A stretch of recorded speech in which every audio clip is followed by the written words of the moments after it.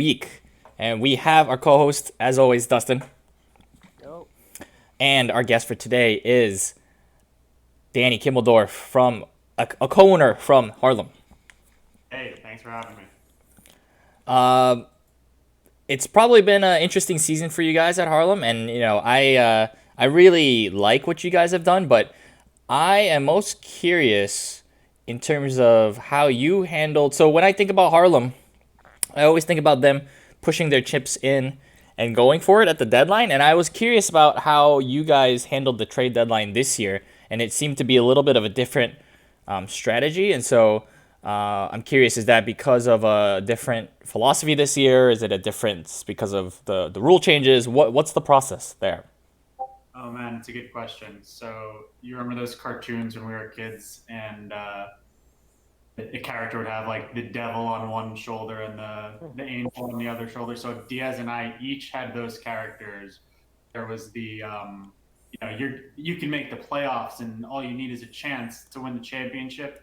Guy on the left shoulder, and there was the come on, have you seen, Ken and Dustin's team? You're not going to make the finals. Just make sure you get some keepers on the other shoulder. So it was interesting.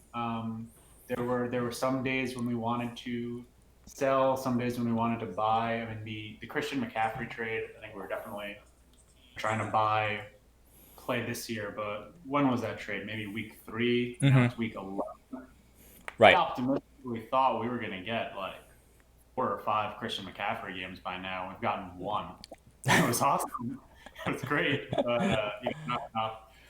So I guess to answer your question, the trades that we made, I think we felt like they were selling trades, but we didn't want to. We'd really love to win the consolation bracket. So even if we made some trades, trading in Devontae Adams and Allen Robinson to a contender, knowing that those are productive players, we still wanted to get guys back so that we could compete in a consolation bracket or enough to make the fourth seed.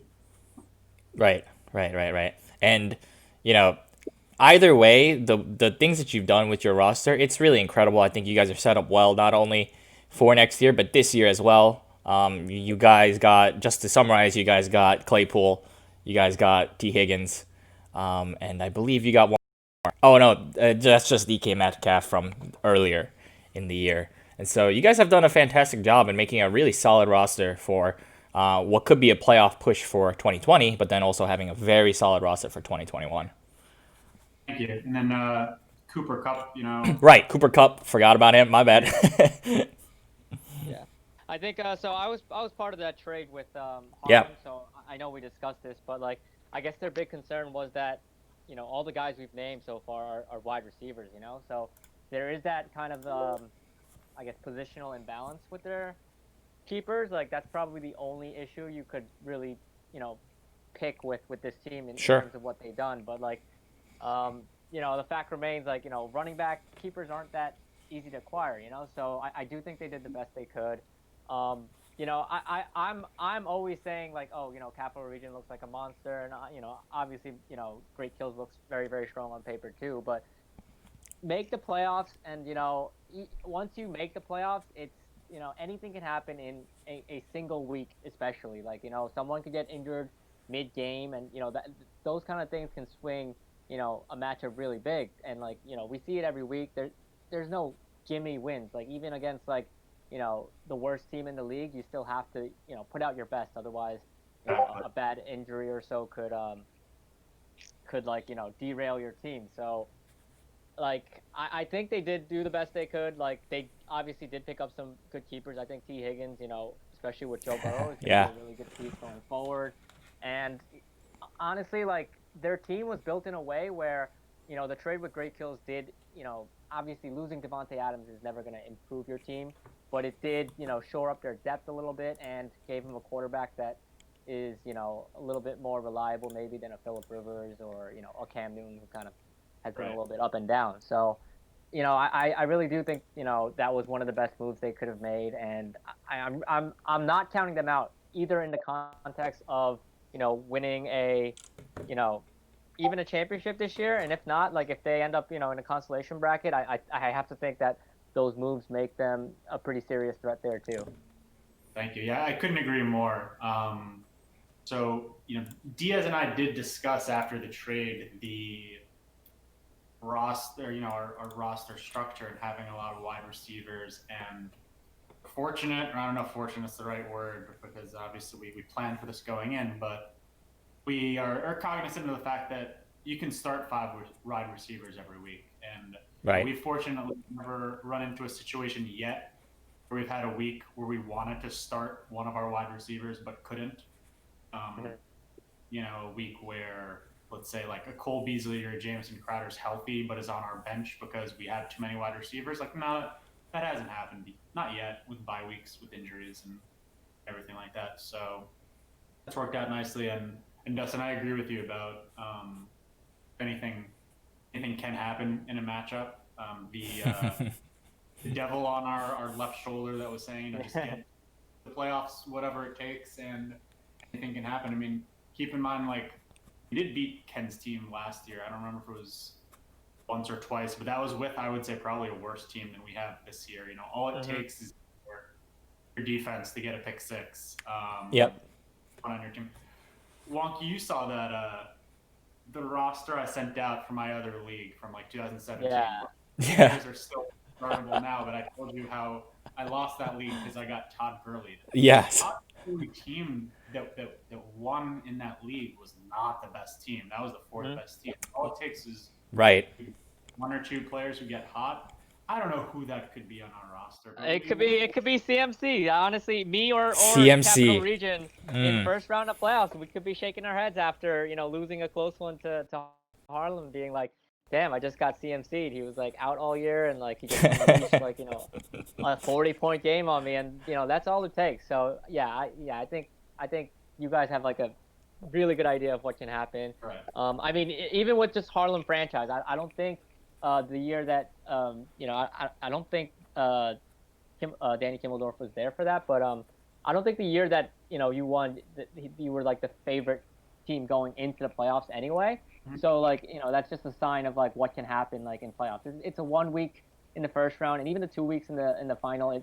It's not a big enough sample size where you can completely disregard even the worst team beating the best team. But like I don't even think it would be that big of a stretch here. So.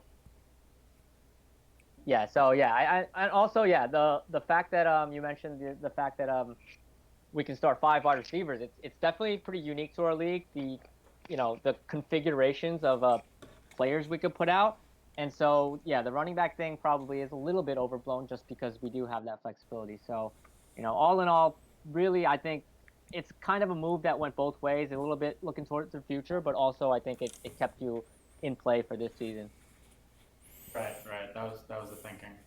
Yeah, as we talk about these things, these ways to lose out of the playoffs, it feels personal because it was that year where I went 11-2, where Harlem ended up winning because I only lost to Duho 3 times, and then also the Gurley moment was another painful playoff loss for me as I got Gurleyed. As Gurley was all year last 2017. I keep thinking it's just like last year because that's my mind is still stuck back then. But, sure. As good as he was all season, playoff Gurley was just like, I'm not gonna let you lose. Don't worry about it. Unbeatable. Like we were just like, all right, we just need like 30 points. That's probably like asking for a lot, but just 30 points and I'll feel really good. And I'm pretty sure he dropped like 39 in the first round, and then like 30 something in the first round of the Hunter Bowl, and then like a 40-point game. It was something ridiculous. Where he averaged like, actually I'm looking at the league history, and he put up 90 points over 2 weeks in the finals. Yes. So that's 45 a week. Oh my god. So he was on the team last time? Yeah, that was the year I had the perfect season where I finished. So I had Gurley carried me all year, but in the playoffs, it took a lot of stress off because like I didn't want to be the team that loses, like after going undefeated in the regular season to lose in like the finals or the playoffs, and I was like super stressed because like, oh my god, like that's almost worse than not going like 13-0 in the regular season. True. But then Gurley, like as soon as Gurley, like we were watching Gurley play, and we are like, okay, no, we got it. Gurley's got us. Don't worry. It was such a like reassuring moment. And if anyone has that kind of potential, I mean, Christian McCaffrey is certainly Oh yeah. one of those names that could do something similar. I mean, everyone else will have to chip in on your team, but McCaffrey definitely has that kind of upside. So That trade is absolutely hilarious to me in hindsight, just with CMC, right? Yeah. for that trade. I mean, Diaz and I thought we were getting, the best player in fantasy football who would sit out another 2 or 3 weeks, but then would lead us to the playoffs. And John is getting, trading in one player for three because you have it was just a Melvin pick Gordon. swap. It was just a pick swap. Oh yeah, the big swap. Oh Basically man. trading them for a pick swap. And Man. he yeah. seems quite an asset. I mean, I think he Oh yeah. looked incredible. I know. 100, yeah. As a Credit- talent, yeah. I mean, look at his points. It's 28, 23, 32 when he's healthy. When he's on the field, this guy, he's unstoppable, but he's just not on the field right now. So. Honestly, though, I think the underrated part of that, I mean, I guess it's not underrated because it's like the real, like, lasting thing from the trade, but the pick swap could be big because, it's not protected for if John gets the first pick through just lottery balls, and Mars is not looking like they're gonna escape the bottom two, so that means at least an extra 25 to 20 lottery balls. So even if you guys make playoffs, you still have a really good shot, as good of a shot at first pick as any. Whew. Of course, the team that wins consolation bracket probably will take the first pick, but even the second pick is I think a pretty good asset in this How upcoming draft. interesting is I'd probably be getting ahead of ourselves here. How interesting would it be if we win the consolation and, like, let's say Mars finishes last, and it would be the number 2 pick, right? If I remember correctly, right when I joined the league, I think Diaz had a similar decision to make here. If we're in the position of winning the consolation bracket, but also holding the pick swap with John. Dude, that would be so interesting. Yeah, it's tough. This is what's interesting. That actually is the exact setup for what my 2017. We were just talking about, like, the undefeated season. That's the setup that led up to it. I won the consolation bracket going into that season, but I also had a pick swap with, ironically enough, John. Oh my god. So we actually we didn't take the automatic first overall pick. We took the extra keeper, and then we won the first overall pick with John's pick swap. Oh my god. I'm tilting so much right now. So it's funny. I mean, you guys are in the pretty much very very similar situation as we were going into 2017. So when I joined the league, I thought Harlem might have been in a similar situation, and then we ended up with the David Montgomery. Yeah, the second pick. Yeah, yeah. No, that was last year. Yeah.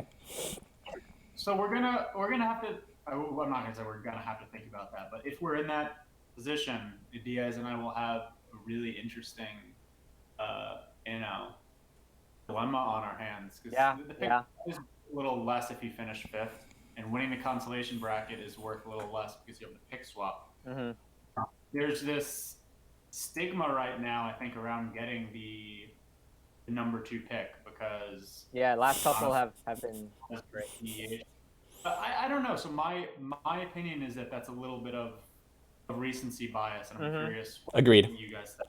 I completely agree. I think so too. I think people are. I was thinking that myself, like, just in private, like, wow, like the second overall picks have been pretty bad lately, but I don't think it's like something inherently wrong with that pick. It's just it just happened to be some guys that have been either underperforming or Darius Geis just got hurt, so like Yeah, I mean, I think Christian McCaffrey himself might have been the second pick. I forget if he was or not, but It was a long time ago. It was a long time ago, so it you can definitely get good players there, and I think even in the situation that Diaz was in, or you guys were in last year, Kyler Murray was still on the board, right? I think he could have been a feasible pick. I know you guys went with the running back, and that's fine too.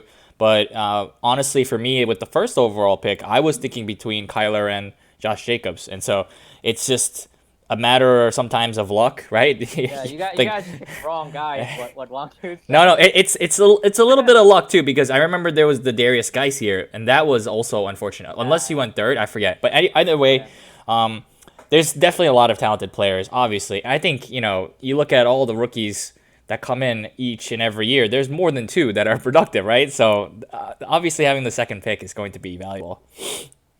I think it's similar to the NBA draft, and think Yeah, about that the day after, or one day after, one day removed from the NBA draft. so true. Number it had like a negative stigma with it for a while there. You got Darko, yeah, yeah, Mike Beasley in the I think it was the Derrick Rose draft, yeah. Hashim Beat in like the Curry Harden draft, and Turner maybe that was the John Wall draft, Michael Kidd Gilchrist in the AD draft. Wow, that's pretty But awful.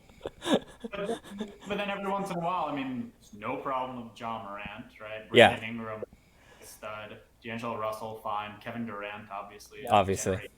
Yeah, Here's my thinking, like on all kind of stuff like this. Like, here's my thing: if you can't explain what the problem is with the second overall pick, like, you know, being bad lately, like if you can't come up with like a feasible explanation that explains it, then it's just probably small sample size noise. You have to ignore it. Too often, people are like, oh, the second round picks have been terrible, and that's really the problem I have with Mars trading away their second round picks, all their picks. Like, just because your picks have sucked, you have to be like, okay, is there something wrong with the picks that that specific pick slot? Is there something wrong with it? And the answer is no. It's just you've had some rough picks. Some of them have been like bad decisions. Some of them have been bad luck too, I'm sure. Like, you can't just be like, okay, like I never get something out of this pick anyway, like I'm just going to completely disregard it, and I think the same thing is true for the second overall pick in the rookie draft. Like, oh, like nobody gets good value out of it. I'd rather have the seventh pick. That's not a good process. That's not, Yeah. unless you can explain it. I mean, if there's a good explanation for why that second pick is, bad, then sure, yeah, that's fine. But as far as I can tell, like there's no explanation that would give a good reason for that.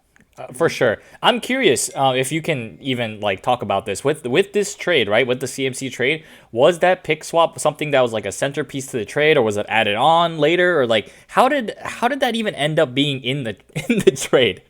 I mean, Wonk, I have no problem giving you an answer to that if I Yeah. had one. I don't remember. Okay. Okay. The discussion with Ron, I mean, it's probably like 1,000 messages where we had 900 versions of the trade. I don't remember if the pick swap came in, at version 231, or was it, late in the game, number 897? I don't remember, honestly. Okay.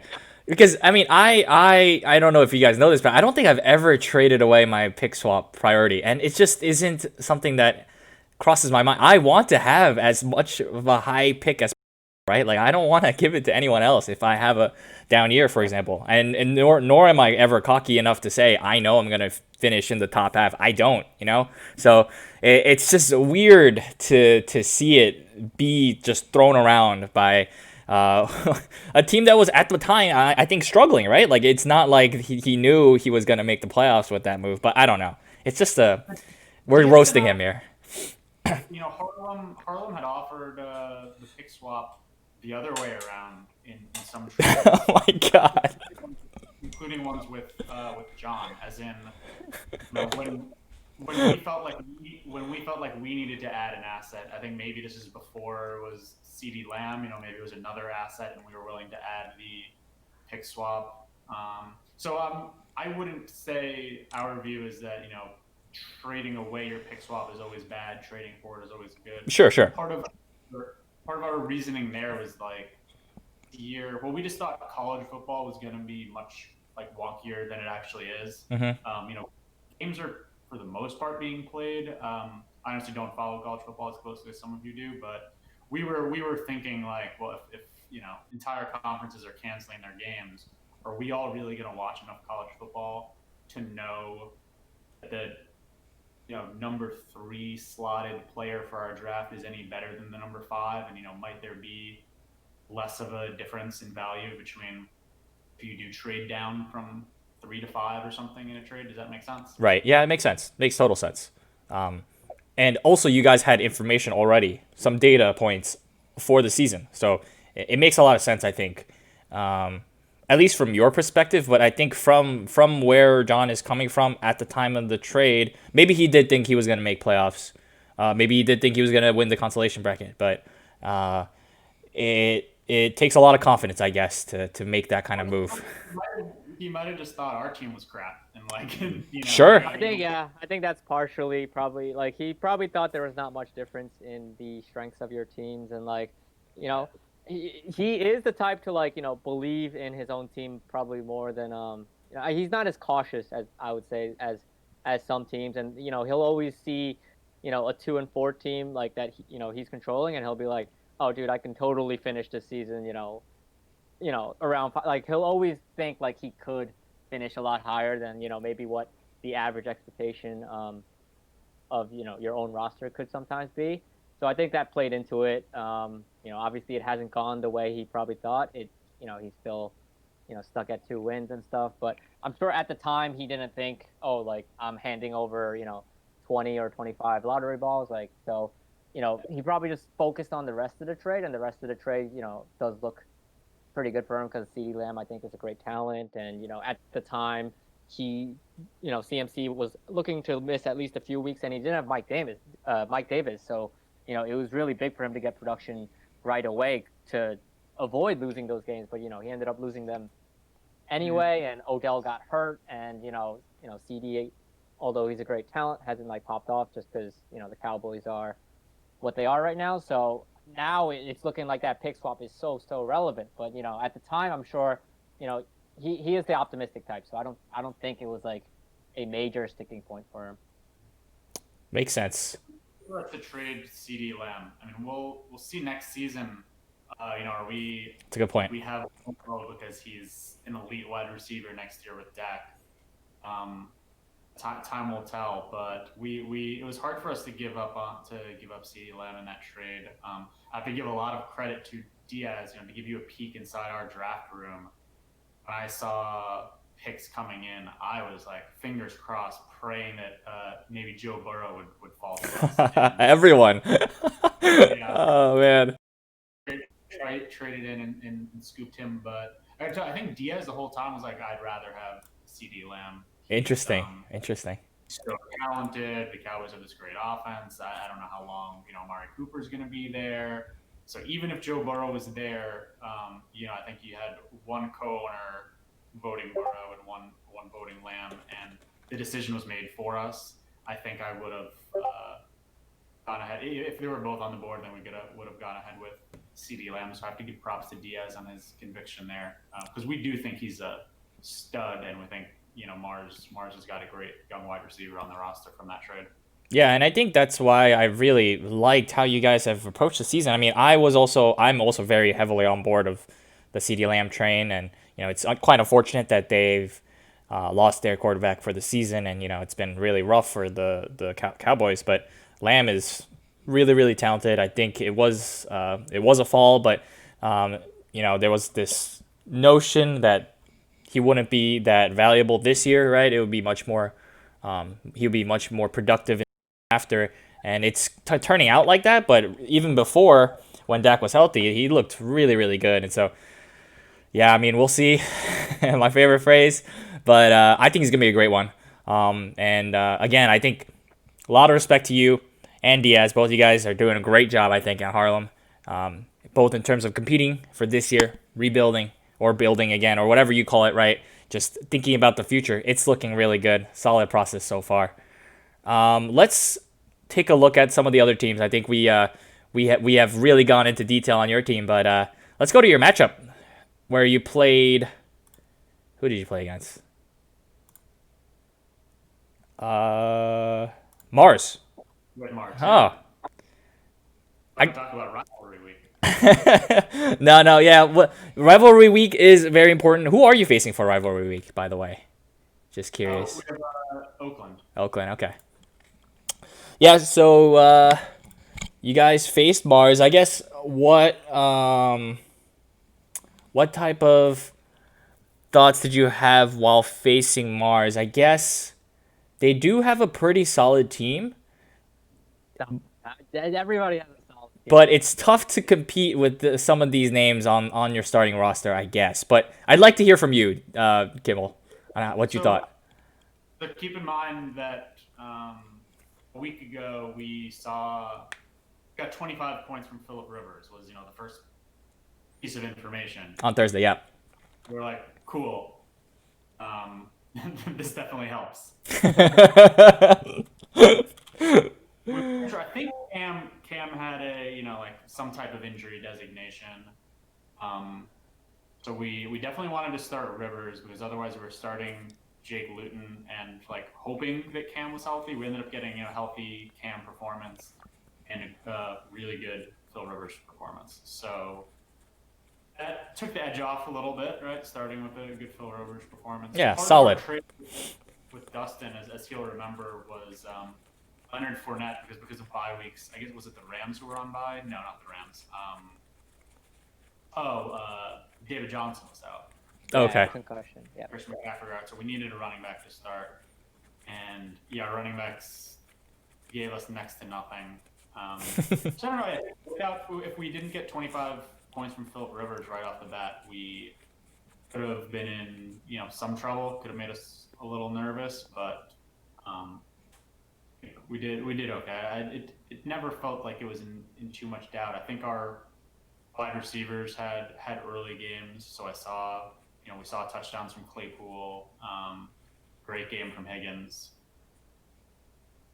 We felt comfortable. Was there any player on Mars's team that you were like kind of scared to see them, or a situation happened with them, or maybe two players, let's say, a situation happened there that you would be a little bit scared, or? Sure. Well, you'd have to be crazy not to be scared of Kalen Balaj, right? Yeah. That's the one. That's the one. No, I mean, Matt Stafford was having himself a day. Yeah. Yeah. Yeah. No, I remember thinking going into this matchup, like the Carr and Henry Ruggs stack would have to do something, and they really didn't do anything, fortunately. So I don't think this was really a competitive matchup once that happened. But yeah, I mean, every week I look at Mars' starting lineup, and I'm surprised by the guys that are like in their top scorers, like Kalen Balaj, like Jacoby Myers, 50-year-old Rob Gronkowski. Every week it's somebody new, and I don't know, man. I just don't think. I just don't think this is a team that really even has another win on their schedule the rest of the way. Like I know any team can beat any team, but the starting lineups for this team some weeks are quite rough. So Yeah, I mean, I faced it once and lost to it because of Carr and Ruggs. That, yeah, right. that's the stack that needs to They're produce. very reliant on that stack, and I guess it could go off, but we haven't seen too many boom games from Ruggs especially. So Yep. Good news is that Kalen Balaj looks like he's got quite a role for himself until Eckler comes back. So we'll see how that goes. And I think it is a tale of the QBs now. It's always been a tale of the QBs for Mars, but now they've got two different guys there. It's going to depend on them, and then a couple of these fringe guys showing up on a week-to-week basis. Pretty tough, also, if you have a defense that scores -7. So not the greatest pick on that, but it's interesting. I think from after the conversation that we had earlier, where it's Mars versus Harlem here, where this could have maybe shaped a little bit of that swap, but maybe not really, because a lot of the wins and losses have come from other weeks. Let's go to Virginia versus LIC. So Virginia, they come out with the victory here, and they're, I think, 5-5. I'm gonna pull up the standings real quick. So they look like they are still hanging on. No, they're 5. So they're still a game back of the playoffs, I think. I don't know how the tiebreakers work, but they're hanging on to try and keep competing to make it there. Do you think their chances are pretty good here, Dustin, to make it? I mean, the biggest, roadblock for them is the fact that they have to jump, two teams. Yeah. To make it, right? Because there are three teams that are, I think, not fully out of reach, but have much better positions. So they have to jump both Harlem and Flushing, I think, and that's really probably their easiest path in. And that now we have what 3 weeks left of regular season, Yeah. so it's not going to be easy. Do you guys know off the top of your heads what the tie break between those three teams especially are? Because No. I think uh, No. I are you guys all in the same? No, you guys aren't. So Flushing is in the opposite division. So I'm just gonna check their schedule real quick. Yeah, gonna quickly check. They may still have to face each other, but if they didn't, I feel like Flushing might have beaten Virginia. I know Flushing beat Harlem, right? But I mean, I could be really mistaken. So just feel free to correct me once you find it. Flushing lost to Virginia Okay, actually, there we go. so There we go. that's huge. That's huge. So actually maybe Virginia's chances aren't quite as bad, especially if they can win the tiebreak over Harlem. Who won the earlier matchup between Virginia Harlem? Do you know, Danny? Virginia won the first matchup, week 3, Okay, 191 to 149, they have to face each and other. they have to face each other. Week 13, last week. Okay, so I think Virginia kind of controls their own destiny in a way. Like I think if they win out, or especially win that Harlem matchup, they're probably pretty good, in terms of making the playoffs. So, okay, so yeah, back to their team. Yeah, I mean, I think that certainly gives them a much better chance than I thought. Just going by their naked record. Those tie breaks will come in handy, and I think their team is actually a little bit on the way up. Uh, I think Derrick Henry is about to start having some big games. I think they talked about involving him more, and health is has been a pretty big issue for them. But if Galladay comes back soon, their starting lineup looks as good as like any, and I think they just made some really good defense moves. So, you know, I would not count this team out. Hmm, I almost want to call them the favorites for the fourth spot, but I'll think about that a little bit more. So they have to face Mars this week for rivalry week, and then it's Capital Region, and then it's Harlem. So quite an interesting schedule, I think. And I think I don't before we talk anymore. I do think the one of the biggest storylines for them this week was DeAndre Swift. He really broke out for them, and I think that was a big piece for them to get at the deadline. And he's already paying dividends. Might be making Ken hurt a little bit, but it's just pretty great. What'd you say, Kimmel? Said, yeah, but how did Will Fuller do? Yeah, exactly, exactly. Do you have any thoughts on Virginia? Do you think about Kimmel? Do you think Virginia is like one of the teams that you're most scared of, in terms of the last spot for the playoffs? Oh, in terms of the one of the last spots of the playoffs, definitely. Yeah. Derrick Henry is great. DeAndre Swift has been playing so well. It's interesting, like I guess with what we expect from Detroit running backs. Right. We've seen so many talented running backs there. It's like he could be really productive, but then again, it's a Detroit Lions running back. Mm-hmm. But maybe DeAndre Swift is gonna break that mold because he seems like he's really good. I think Yep. yeah, I think Andrew got a few good assets there in exchange for Will Fuller for sure. For sure. Yeah, I think he got quite a deal. And Yep. whoever said it, that Miami Dolphins defense, that's what we picked up, right? They've got Yes. some killer matchups coming up. Yeah, and it pairs really well with. I think they still have a defense on their roster. Is it Saints? Yeah, I think they still have Saints. I remember thinking, oh wow, like those teams pretty much cover each other's.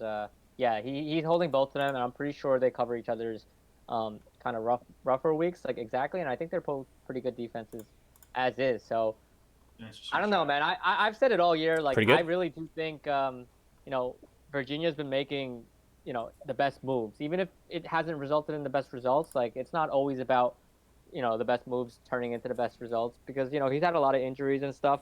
But I'm actually very scared of this team if they do make playoffs. I do think a full strength version of this team is really as good as like any team. So as a team that is looking towards playoffs, I would actually probably prefer they miss playoffs. But I do think that they're making such good moves. Like the defenses, pretty much all their trades I've really liked what they've done. So, if anyone deserves to make playoffs, I would say that Virginia kind of deserves it. Yep, my I completely agree in terms of the moves that they've been doing in season. I think a couple moves were a little shaky in the off season, but that's fair. I mean, everyone everyone has a couple that are a little head scratching, but that's fine. Um, let's go to LIC. They put up 139 points, so not too bad, but it is going to be rough when you're going to be starting Antonio Brown and hoping for something there. But I guess I'm curious, Kimmel, your thoughts on LIC. So I was just texting with Warren this week. In my other league, I made a trade. I traded away Jonathan Taylor for Justin Jefferson, which I feel like is a Oh, perfect example of like the trade where you can make that 7 days a week in your home league, but in HFFL, everyone knows Justin Jefferson's like he's he's like a an stud. incredible asset. Yeah. It's a simple keeper league, so I will be able to keep the guy next year. This Wow. is my point here of, I mean, 8 catches, 10 targets, 135 yards. Like he's quite a keeper. So I think Warren's got a real stud in Justin Jefferson. I think we all agree. Oh, for sure. Love the guy. But yeah, Dustin, go ahead. Yeah, I mean the Jared Goff, really sunk him this week. I'm sure he was expecting more than 25 total points between Jared Goff and Robert Woods against a Seattle defense that has Right. failed to stop pretty much any quarterback, and to only get 25 out of that pretty much I think sunk their chances this week more than anything. But I don't think he'll be starting Goff too often going forward. So that's much more of a this week issue. I do think this team could actually upset a couple teams going down the stretch because Chubb came back, looked like just the old Chubb. Jones is still getting a little bit healthier, but he'll be pretty healthy like soon too. So teams that have LIC on their schedule should not overlook them because I do really think they could upset even the teams that think they're in pole position for a playoff spot. Like this is the team that you would hope to win against because it is a team with a losing record, but I think they could you know end up impacting the playoff race even if they themselves are no longer a part of it. Yeah, it's going to be interesting. They definitely have really strong running backs, which I think LIC always does. And then, again, we just mentioned Jefferson. He is quite a stud. And I think they now have Ben Roethlisberger. Is that true? But in any case, QB looks pretty good too with Tua. So I know Warren was saying that he was going to win out. It's possible. It's definitely possible with this type of talent on the team. Let's move on to Capital Region, where they face Yonkers, and they are just rolling along, 185.56 points. Technically, they didn't win the Hamilton because of home field. Oh, wait, did they? No, they did. Oh, they They got a did. stat correction. Look at how much they won by. Wait, what? Yeah, wait, what? What happened? I thought you won it, and then. Yeah, there was like a stat correction overnight. It's okay. No, stop the count. Stop the count. Stop the count. I wake up the next morning and all of a sudden I have less points. It's fraudulent. It's a .01 difference. This is crazy. It is as close as it gets. Oh my Okay. God. Well, that decides $10 for Ken. But anyways, their team is very, very strong. I think everyone's been talking about it. I mean, how can you not when you have a team that has all of these names? Man, it's just going to be really scary. I wonder though if they are peaking a bit too early. Maybe, maybe not. I don't think so though. But I'm I don't curious think this, I your don't think thoughts. this Yeah. is like even their peak though. Like this is that's what's scary. Like I honestly they only went off this week because their defense put up. I mean not only but like the defense going off for 25 was really the reason they won Mm. the Hamilton. But Mhm. I do think some of their players could play better in the upcoming weeks. So and this was a week a weekend roster with no Kelsey Mahomes. Patrick Mahomes and Kelsey. So like Oh my god. we I would like to think that this is their peak, but I am just more worried that Wait a second. 80, So- 90% of full power. That's why it's so daunting to go up against in a Yep. potential playoff matchup. They Yep. Capital Region scored 185 with 5 points, Nick Foles, and 5 points Eric Ebron.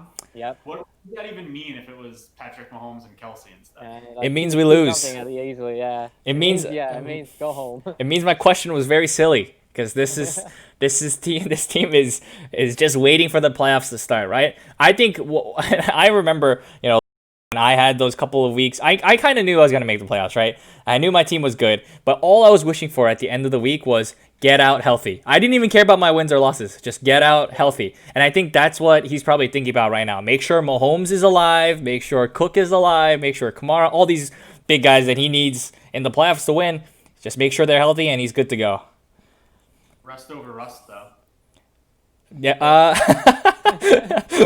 For fantasy, I think it doesn't matter. But uh, I think you said it best. You said, "What does it mean? It means go home." I remember when I yeah. first joined the league, Diaz sent me the Google sheet for his draft plans, and he sent me the HFFL salary table. And I just remember thinking, like, why do you guys even play? Ken has Kamara and Mahomes as keepers, like coming in at like $7, $8. Like, let's just go home. Yeah. No, he's combined the really good keepers with a game plan that is aggressive enough. I think we gave him a lot of, I guess, some would call it criticism, but he did kind of just sit on Mahomes and Kamara and hope that it was good enough. And I think that's partially the reason why the first year of having them, I think he came up short in the playoffs, and then last year was a lot of injuries, but also came up short too. But yeah, I think he's finally being like aggressive enough to take it all the way. Yeah, and you made a great point last week. I think it was last week, Dustin, about the window that he had. It is closing. This isn't going to last Yeah. forever. So he needs to try and get the championship now and think about later. This is this is it. Because he had that one really good opportunity the first year that Mahomes broke out and unfortunately missed there, but now it's now or never, I think. And I really do actually hope he wins it, because if he doesn't, oh man, the criticism he's gonna face afterwards, it's gonna be painful for him. I can already feel it. It's gonna be so painful. But yeah, I'm rooting for him, honestly, and I'm sorry to you other playoff hopefuls, but hopefully it works out for him. We'll see. For the other side with Yonkers, it's been a pretty unfortunate year. Past couple weeks, actually, it's been okay in the Ever since you started sipping for them. yeah. Ever since I rooted for them so hard, I regret it. And Transferred your shitty fantasy this year to the team that you're rooting for. So hopefully you do root for Capital Region the rest of the way. That would be greatly helpful for them. I do genuinely root for Ken, so maybe it will curse him. I'm sorry, but yeah, the latest victim to the curse here with Jay. It's been really tough. I do think his team is very talented, actually. It's just they haven't been producing at this current moment, and that leads to losses in fantasy. What are you thinking here about Yonkers, Kimmel? I agree with you. I mean, I thought they've had a few rough weeks here. It was a well constructed roster, but I don't know what's going on. I mean, so Darren Waller, is his production down as the young wide receivers have been incorporated into the Raiders offense? I mean, They just didn't throw. They like ran the ball like 50 billion times last week. Yeah. This was a guy who was getting like 12 targets early in the year. Yeah. He had a 16 target game, and that hasn't been the case anymore. So that's tough. I mean, having an elite tight end in your roster can really be the difference between being a contender and not. And that was tough for him. Michael Thomas has got to come back at some point, right? I think that's a given, but it just hasn't happened yet. And this was the season when I learned that J.D. McKissick and Jerick McKinnon were two different people. So seeing them in one place at the same time on Yonkers' roster, now I'm 100% sure. What's that, Dustin? The J Mac duo. They do have the same first initial and MC. Okay, yeah. Yeah. It's pretty great. Dustin, your thoughts? Yeah, really unfortunate that that Michael Thomas trade has really not worked out for them. I know AJ Brown didn't have a great week this week, but Michael Thomas has really just been kind of doing nothing this whole time, and now, it's too late to extract any, trade value, or their playoff chances are severely damaged by the fact that he was either injured or not producing. So that I'm sure at the time that he traded for Michael Thomas, I think the news was that he was going to come back that week or like the week right after, maybe, right? Yeah, week right after. Yeah. So I mean, that has been unfortunate for them, because I'm sure they were relying on some of that production in the upcoming weeks, at least to, be an upgrade over AJ Brown. But I think AJ Brown has probably, outproduced him in almost every week except maybe this one. Um, so yeah, I don't think that was probably like the reason that they've been, on this losing streak, but it certainly doesn't help, especially because when you trade away a guy like AJ Brown, you're hoping to get some immediate, results, like immediate upgrade in what you have right now. So, that's quite unfortunate. I know we did mention it last week. Maybe criticizing a little bit of them not making a move in either direction, and maybe, I know, because personally I was offering like Matt Ryan to people. I thought this was a team that could use Matt Ryan, Hmm. but they decided, I wasn't I didn't think I was asking for a lot, but they didn't really seem interested in, that as an upgrade. So maybe, that could be something that we look back and, think, maybe they should have made a move in some direction. But, I do think in the end, with the injuries that they've had, and, Michael Thomas being what, he's been, they were probably, doomed to this situation no matter what. So maybe the Yeah, criticism regardless. about what they've done. Yeah. So maybe talking about that kind of stuff is really all extraneous.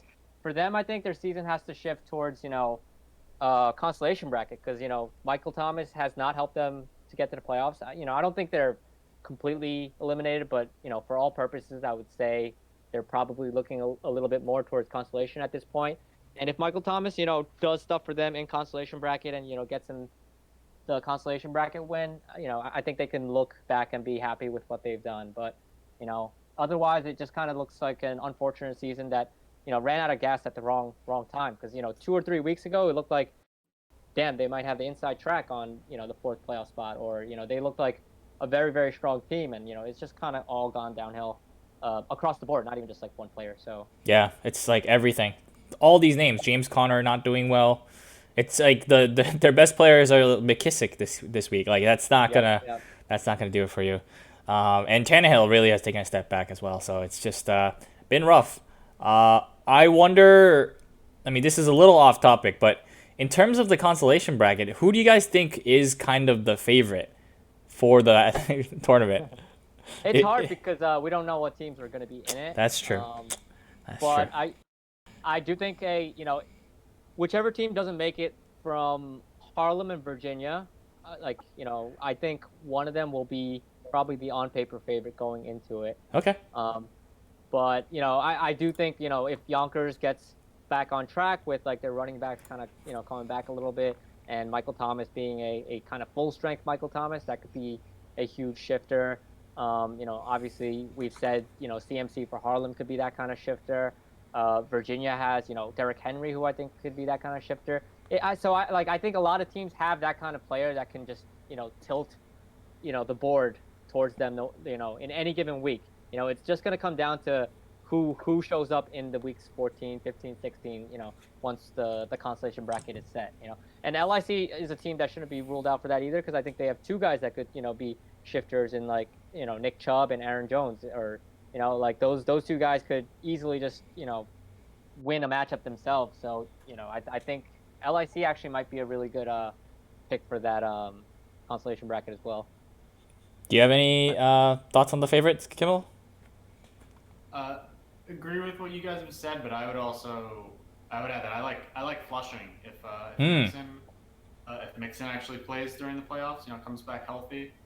Noah Fant is back. His quarterbacks are probably as good as any pairing in our league, and he has a real maybe wide receiver one in Keenan Allen. I mean, it's not a coincidence that Flushing's won 5 weeks in a row. Yep. Keenan Allen's been very productive.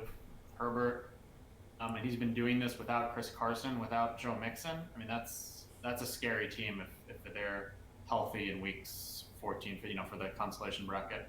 Yeah, that's a very good point, and I think it has a lot to do with the fact that not many running backs are doing well at all, right? Like it doesn't even matter sometimes if your Yeah. running backs aren't doing well because the other side isn't having any production Yeah. there. But we can just skip right there. So Flushing won again, as you said. It's a 5-game winning streak, and they are right now, if the season ended, in the playoffs. But we'll see how that finishes, and I think they're going to be interesting players in these next 3 weeks.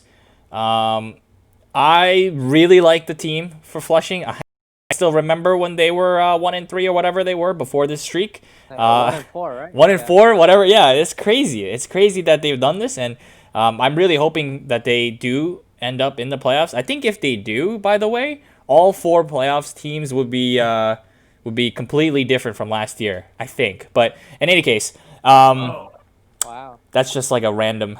That would be interesting. I mean, that's crazy that a league with just 10 teams could have, 2 different sets of playoff teams. I guess that leaves 2 teams that didn't make Yeah, it'll be playoffs. Yonkers and LIC. I'm sorry, but anyways, um, I was just thinking about it as I was driving to work. But anyways, with this team, what are your thoughts, Dustin? I know Kimmel just went through his, but you have anything to add on here? Yeah, I know. I mean, I think Kimmel nailed it on the head. Their quarterbacks are, the driving force of this team. Kyler Murray is, I've been saying it all year. He's putting up his, his MVP case. Yeah. He's making that Lamar Jackson jump. I It think. is. He's a guy. I said it too. I said it too. Look for Yeah, the look at the I think tape. Look at the VODs. Yeah, I think a lot of people. Are on Yeah, a that. lot of people said that. Yeah. Yeah, and it's crazy. Kimmel said it right too. Like he's doing this all without Carson and Joe Mixon, and they're still, putting up good scores, beating good teams. So maybe if this team gets full strength, maybe this is the team that could upset one of the more favored teams in the first round of playoffs. But yeah, getting back to like who's the favorite for consolation? I guess Sure. but by talking about all these teams, I think the answer is just like it's going to be so wide open. Like I think all 4 teams with a chance to win the consolation bracket. I don't think one of them will be huge favorites. I think it'll be all come down to like, who goes off at the right time. So it should be a wide open bracket with like any winner would not surprise me. So Huh. we'll see when the bracket shakes out to see what teams are there. But I can't imagine us being like, oh yeah, this team's probably gonna win consolation bracket, or this team looks pretty good. So like I would be surprised if they didn't. It's gonna be like literally any of the 4 teams that have a chance at it. I think will have a chance to go all the way in the consolation bracket. Are you sure you wouldn't be surprised if you saw New England winning the consolation bracket? No. So I'm taking you as one of the teams that won't have a chance because Oh man. the bottom 2 teams can't find their way into the final. Oh, I know. I know. Yeah. Okay. Yeah, I know. Let's look at the other side here with Oakland.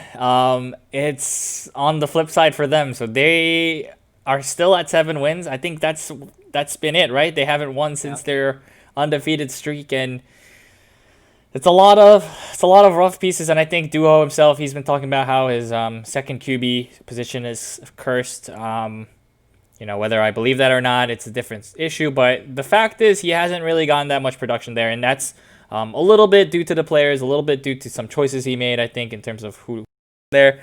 But it's looking rough, and I think the team is still, I want to say locked for the playoffs, but they're still headed for the playoffs, right? They just need one more win. And we've been joking around about how they could miss it. Do you guys think that they can miss it? And even if they do make it, do you think they have a great chance of winning the championship? Let's start with you, Kimmel.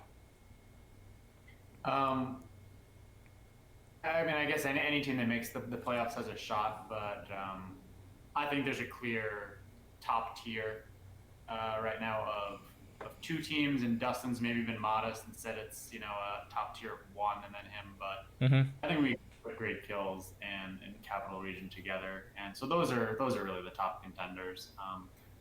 With if Oakland's the 3 seed and whoever gets into the 4 seed, anything can happen, but I think those are really the top 2 teams there. Yeah.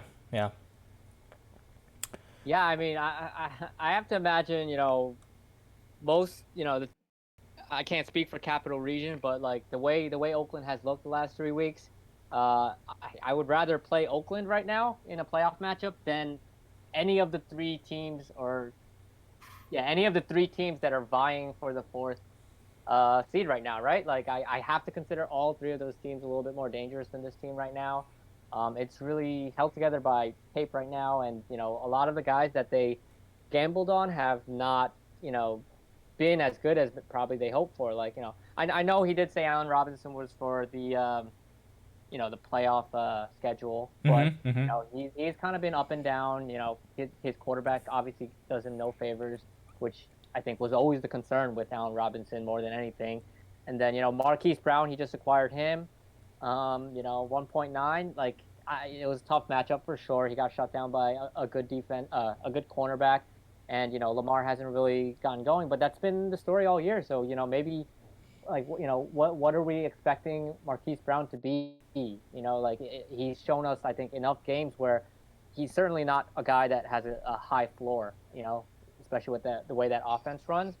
So I think really it just comes down to are the guys coming back from injury for this team, are they going to be significant enough? Are they going to be enough to move the needle from what this Oakland team looks like right now, which is, I mean, they don't look like a playoff team right now. But is Eckler coming back? Mostert coming back? Are those guys, Kenyon Drake coming back? Is that going to be enough to turn, this kind of really struggling team back into, the team that looked really dangerous at the beginning of the year? And, I'm not sure. It's a lot to ask of, running backs coming off injury to just step in and be, 100% of themselves. So I think it'll be really interesting to see how they get eased back in and, what we can expect from them, in the next couple of weeks. Yeah, it's going to be interesting for sure, and I definitely can see both sides of it.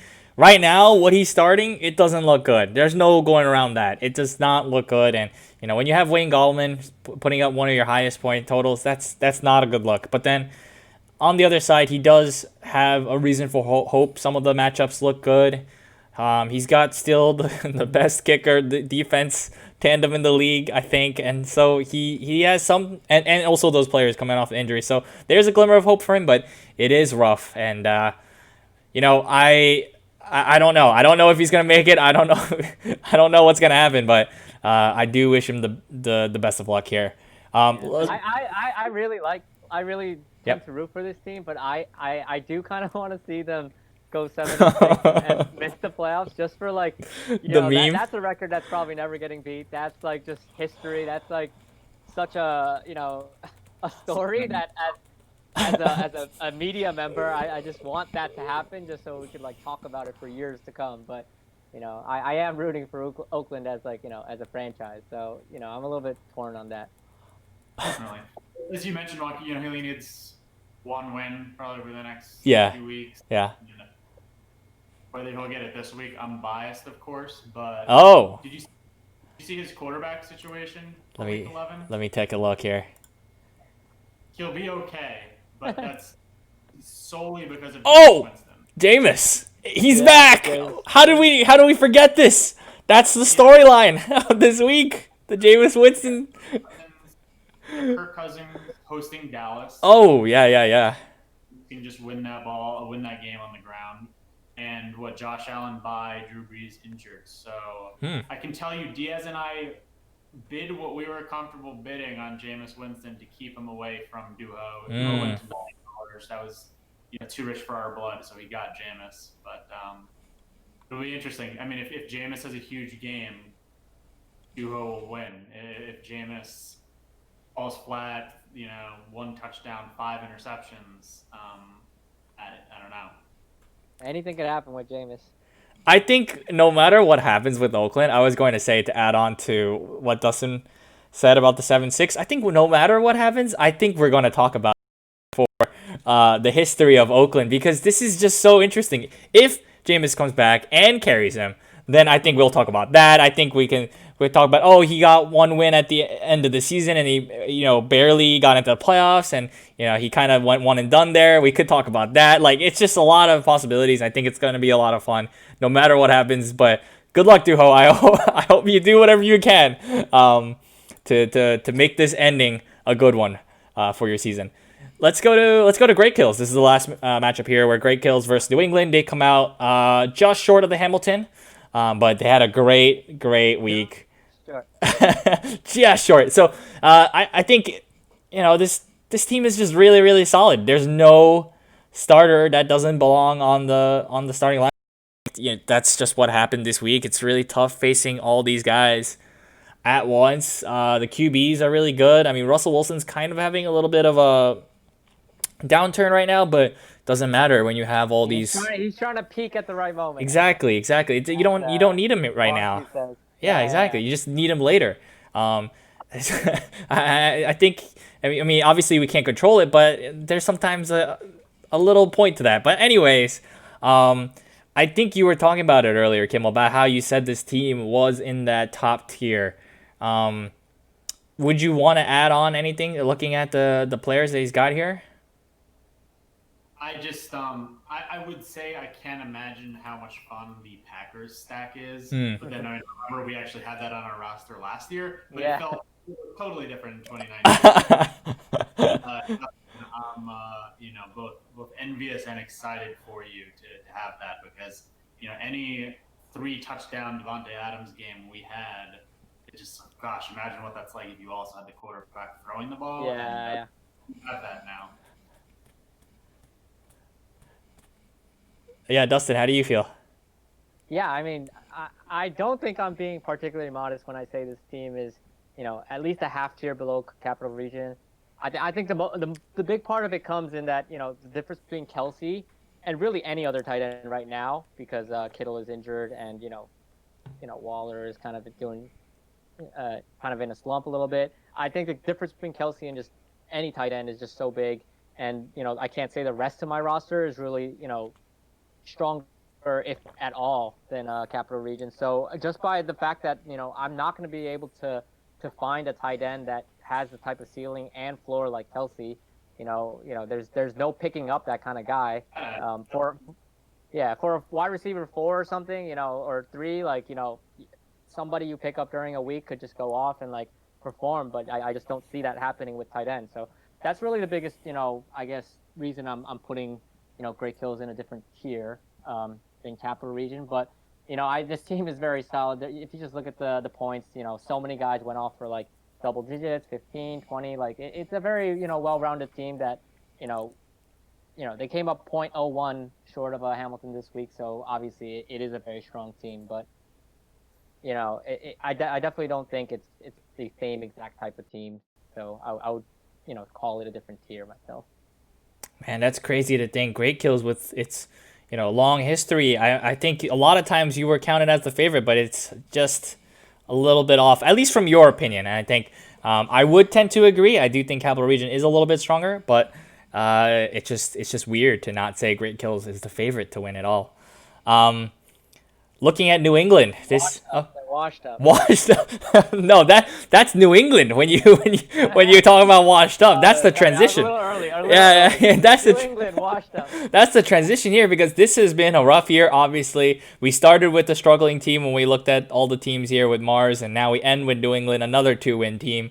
They put up a good total, 145. That could have been a lot of teams this week, but it's tough to face someone who's just short of the Hamilton. And I think I'm really grateful for Josh Jacobs. What a player, what a stud. And I'm more and more thinking, he's likely gonna get kept into next year. And I think I've positioned myself pretty well in terms of what I'm thinking about next year. Really, I don't really care about what happens in the next 3 weeks, except for maybe getting out of the 9-10 spots. But I'm curious to hear about you guys' thoughts on my team. Dustin, you can start. Yeah, I mean, I think you want to try to get out of that spot for sure, but I wouldn't, you don't control your own fate, obviously, Yeah. because, currently you are in a 9-10. So I wouldn't really put too much emphasis onto that. I mean, if it happens, it happens. That's great. If not, I think you're kind of expecting a 9th or 10th ninth place finish or something like that anyway. So, just, regular season is in effect a little bit kind of over for New England, I would say. You're playing it out, but it's not losing this week, you're just probably like being like, okay, yeah, whatever. Yeah. Good for you. Okay, yeah. Yeah, yeah, yeah. Yeah, but yeah, I mean, I really do think that Josh Jacobs, you're talking about potentially keeping him next year. I think you really should, especially because running backs are so hard to acquire and keep. So especially the way he's performed for you, I think he deserves to come back for sure. I remember thinking when you put J.K. Dobbins into the lineup, and there was that tweet like, "Oh, they plan on unleashing J.K. Dobbins." I was like a little bit afraid, but then it turns out it's just that kind of year where it's all coach speak and Oh yeah, it's really, luck and Fora. He doesn't he's not really a reporter. He yeah, just puts up hype. But anyways, yeah. No, but really, yeah, the Baltimore team has kind of like oh yeah, cost you all year, oh yeah. so.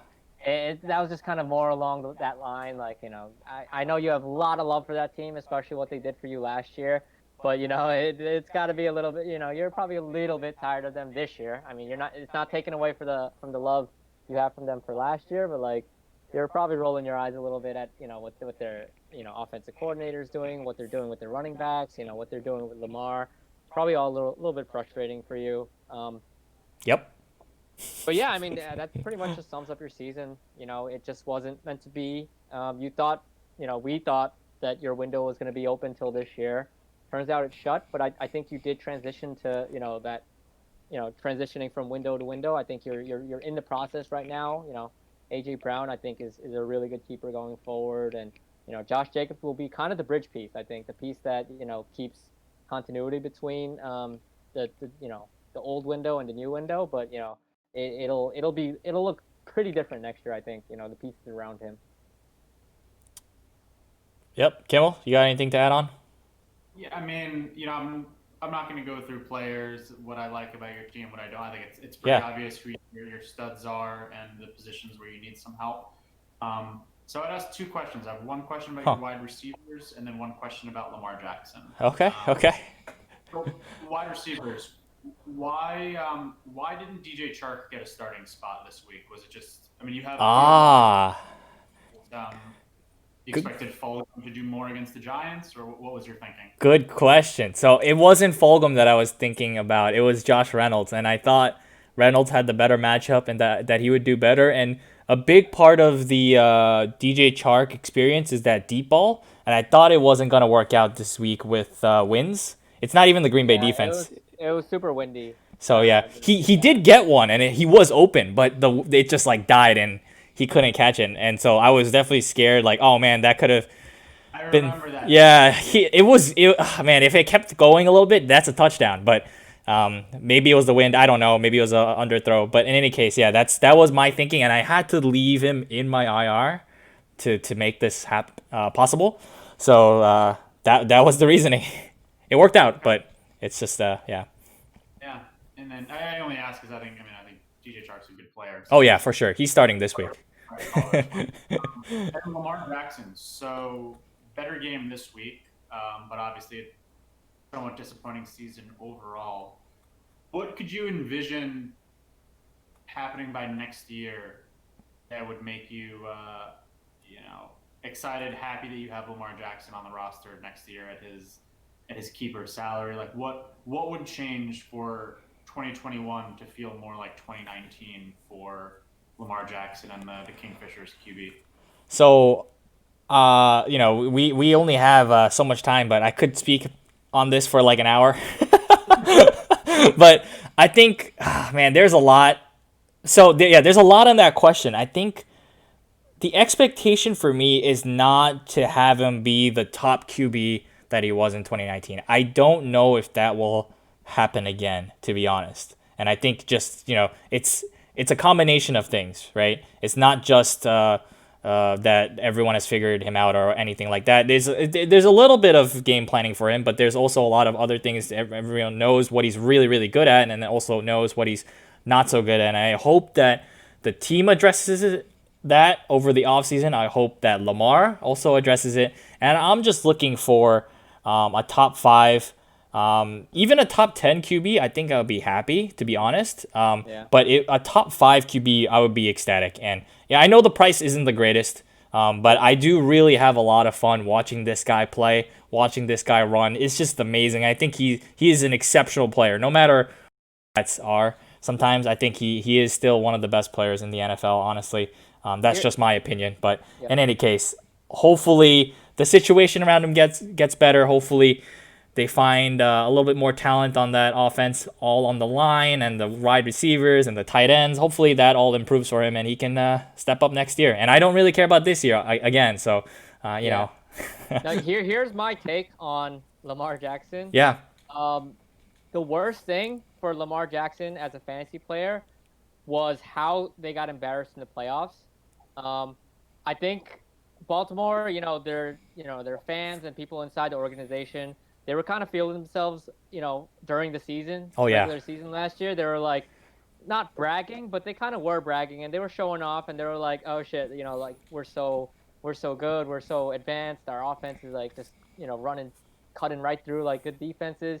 And then getting embarrassed in the playoffs like that, I think, everybody loved to pile it on, be like, oh, they were frauds. Like, everybody was like tired of them kind of, bragging all yeah, year. yeah, yeah, And yeah. then now I think the lesson that they learned from that is like, all right, we're going to stay a little bit quieter during the regular season because, Huh? you know, flexing on teams during the regular season doesn't mean a lot if you're just going to get like, embarrassed in the first playable round of the playoffs. So I think like they were humbled a little bit and they're not trying to like put up like huge shows in the regular season anymore. They're just kind of like I don't think that's the only thing. I think they are struggling offensively because I don't think they wanted to Yeah, lose they're not choosing to the to. Yeah, Patriots. yeah, Yeah, they're yeah, not choosing to lose to the Patriots.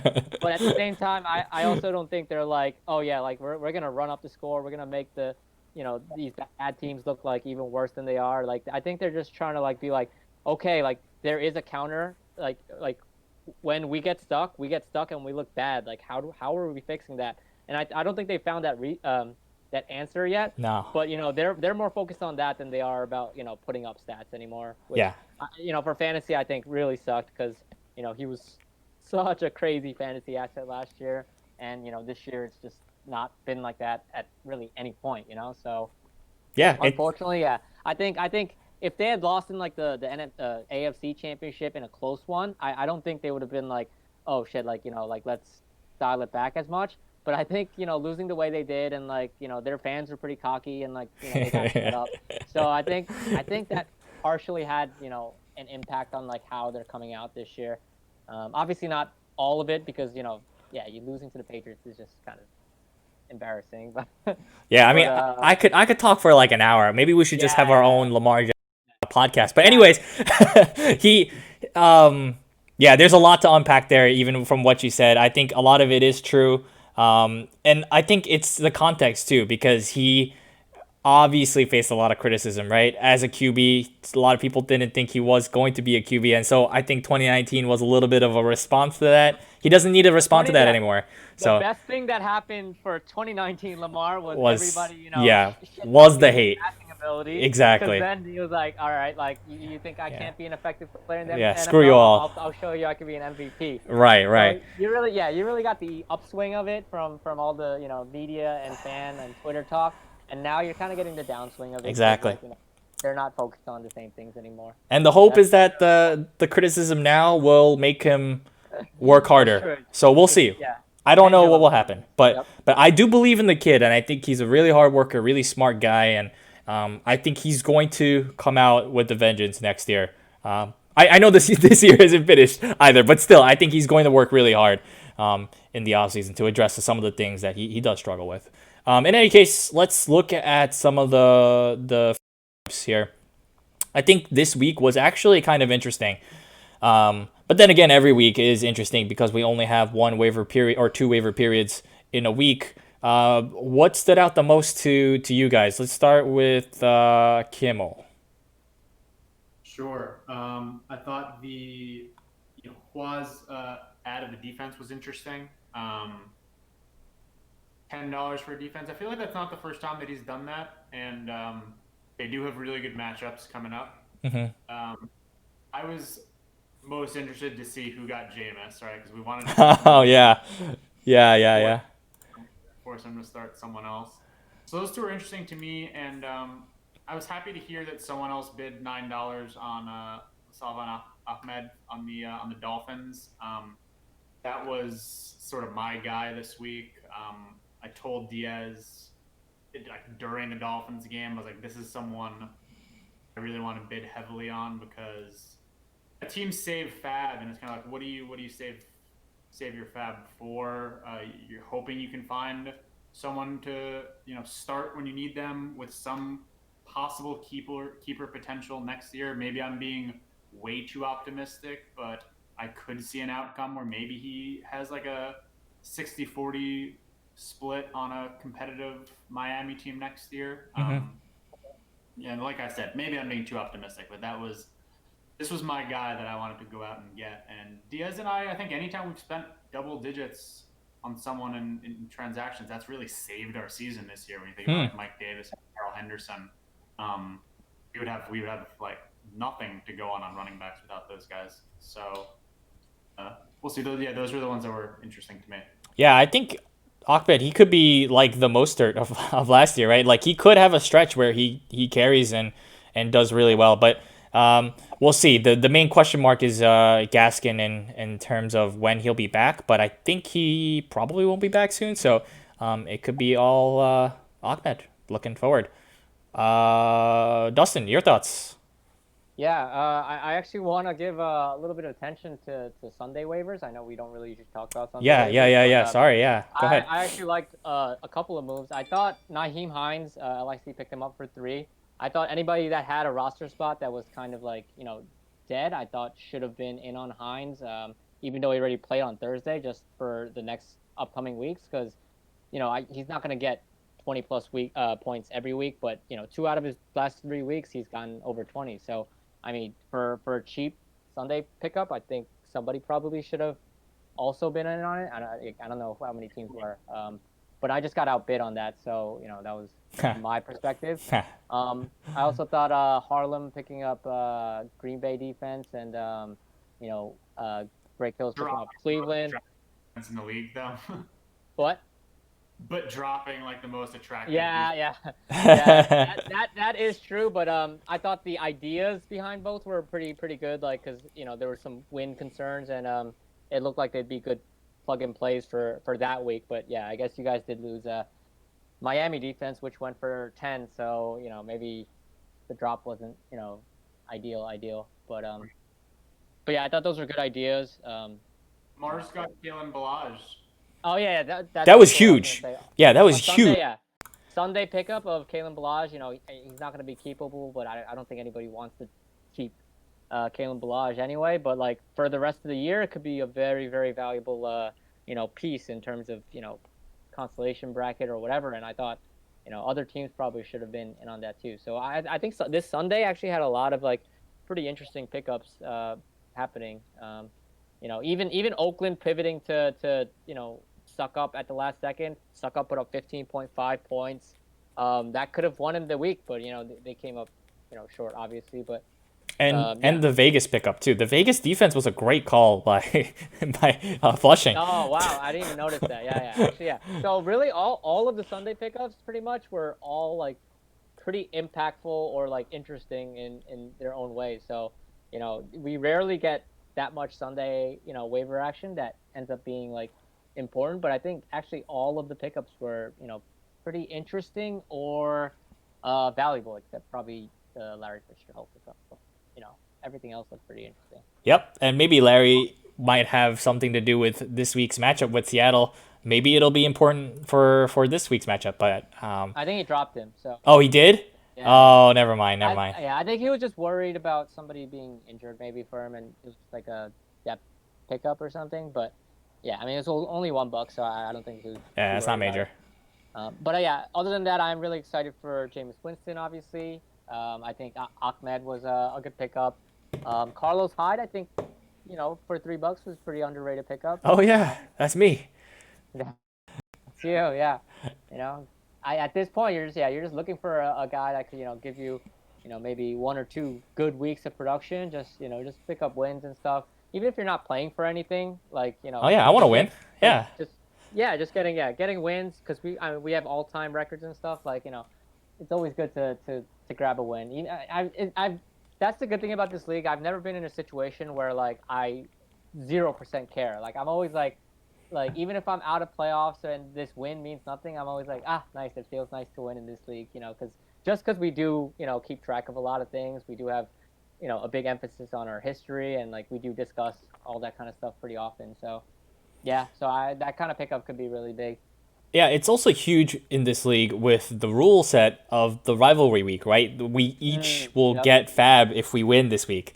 So that influenced me heavily in picking up Carlos Hyde, and I did put a lot of percentage of my Fab to get Hyde, but I do need him this week. I don't. Three is a lot. Three is a lot for me, okay? It's not a lot for you guys, but it's a lot for me.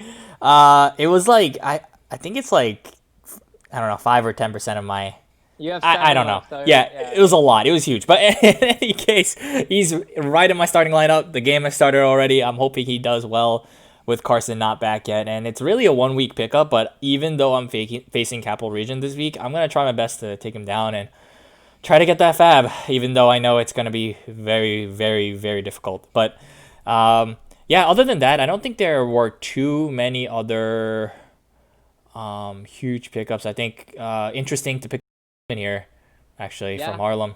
I I do mean, like that. if I want to pick up a running back that's on a random team, it's San It's Francisco, and San Francisco.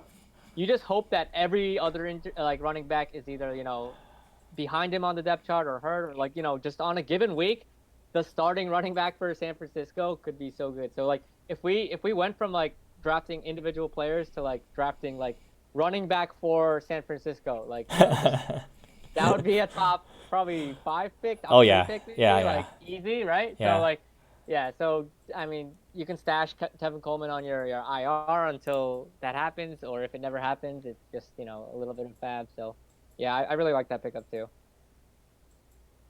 Feels like only yesterday Ken was making room for LaMichael Hasty's MVP trophy. Yeah, Marshawn Lynch 2.0, he said. uh, rip. You guys, was Yep. Sunday when there was a 2020 rule?